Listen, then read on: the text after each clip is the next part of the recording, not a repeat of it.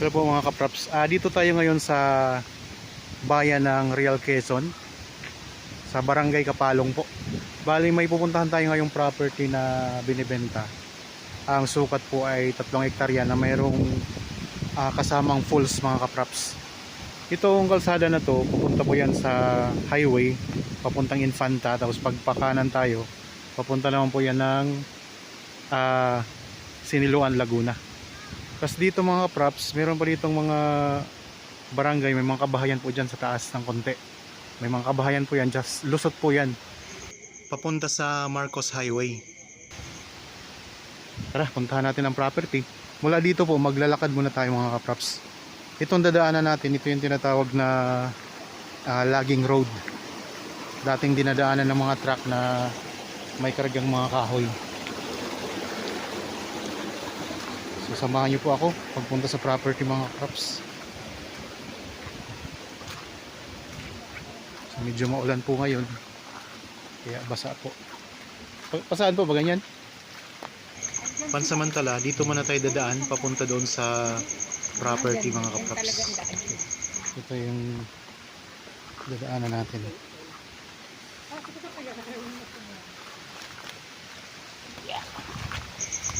Dito sa bahagang ito, pababa po ito.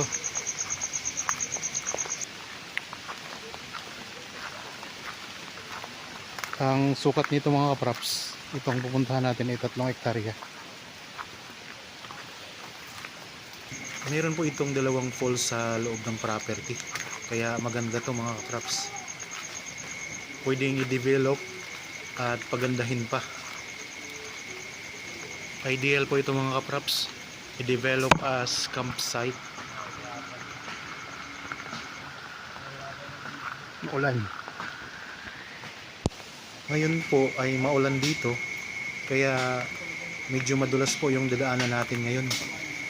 Nasa 5 minuto ang lalakarin natin bago marating itong property. Okay, nandito na tayo mga kaprops sa property. Ito yung falls na sakop ng property. Bali, nabanggit ko po kanina mga kaprops, 2 ang falls dito. Ito yung isa, tapos mayroon din katabi itong mas malaki. Mas malaking falls pa.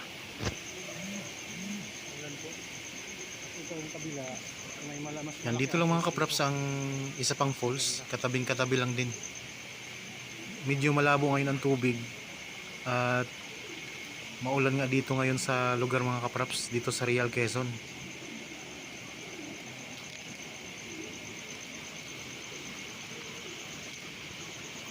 Puntahan natin yung isa pang falls. So dito pa lang tanaw na natin, oh. Yan, mas malawak siya, mas malaki. Ayan po, kasama natin ang may-ari ng property. So siya po yung guide natin. Ang property mula dito sa binabagsakan ng falls, paakyat po sa taas. Sa itaas nito ay mayroon pong overlooking views. Tapos patag po mga kaprops ang itaas na bahagi nitong property na kinaroroonan natin ngayon. Yan, ito yung kuha natin sa malapitan. Yan, ang ganda. Kakarelax dito mga kaprops. Ang sarap pakinggan ng lagaslas ng tubig.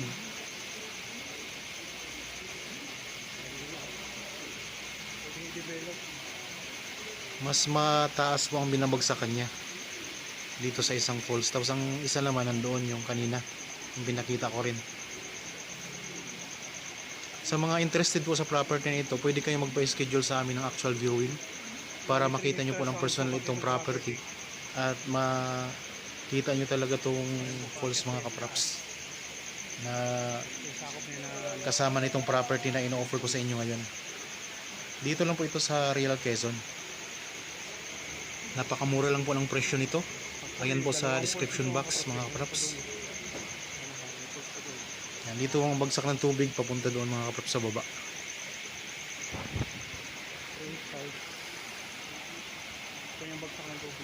So malabo ang tubig ngayon kasi naulan nga. Pag naulan po ay sumasama kasi yung mga putik-putik sa falls, kaya medyo lumalabo siya. Pero pag hindi maulan mga kaprops, napakalinaw nito. Nasama po kasi ang mga tubig na mayroong halong putik, kaya nalabo po siya.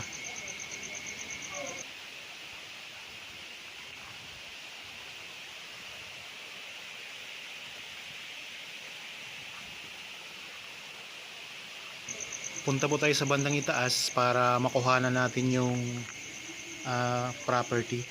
Matatanaw po natin para makita nyo rin mga kaprops. Marami dito mga tanim na punong kahoy na pwede nyo pa pong mapakinabangan. Itong kinatatayuan natin ngayon, hindi to kasama sa property. Iba po ang may-ari nito. Kaya kung mapapansin nyo, develop na po o dinedevelop na po. May ginagawa ng mga hagdan. Ang katapat nitong property, yan po ang ino-offer ko sa inyo. Yung kinaroroonan po ng falls na to mga kaprops. Yan po mismo ang property na.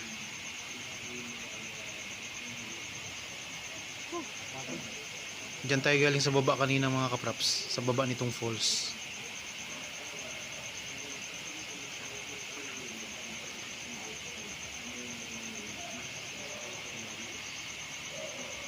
So tulad ng sinasabi ko, napakaganda ditong gawing camping site. Kasi ang ganda ng view. Yan, ang daming mga punong kahoy na tanim nitong property. Iba-ibang puno mga kaprops. So nakikiraan lang tayo ngayon dito sa isa pang property na katapat para maipakita ko lang sa inyo yung itaas ng bahagi. Bali ito yung boundary nila itong pinanggalingan ng falls, ito yung boundary ng property. So ayan po ang property mga kaprops. Boundary lang to. Yung tanaw natin dito.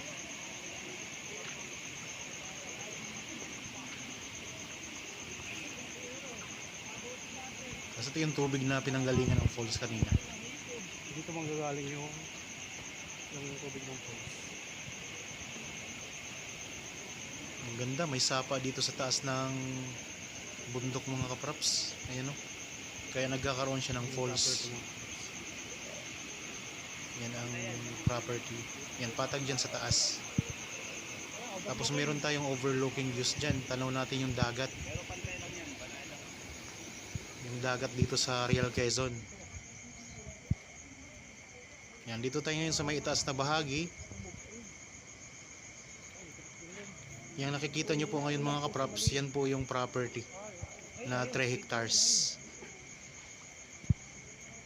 Kaya pag pinalipad mo yung drone, Meron ditong sapa na maliit, yun yung pinanggalingan ng falls. dito ka magpalipad ng drone. Nasa mataas na tayo na lugar Natakot yung may dalang drone. Uulingin Magandang ulingin Kadami pang kahoy yan. Okay mga kaprops, sana nagustuhan nyo itong property na in-offer ko sa inyo ngayon. Para po sa mga bago pa lang sa aking channel at napadaan lang po dito sa aking channel, huwag nyo pong kalimutang mag-subscribe at pindutin na rin po ang notification bell para maging updated kayo sa mga bagong property na i-offer namin. Maraming salamat po, lagi tayong mag-iingat at God bless po sa ating lahat mga kaprops.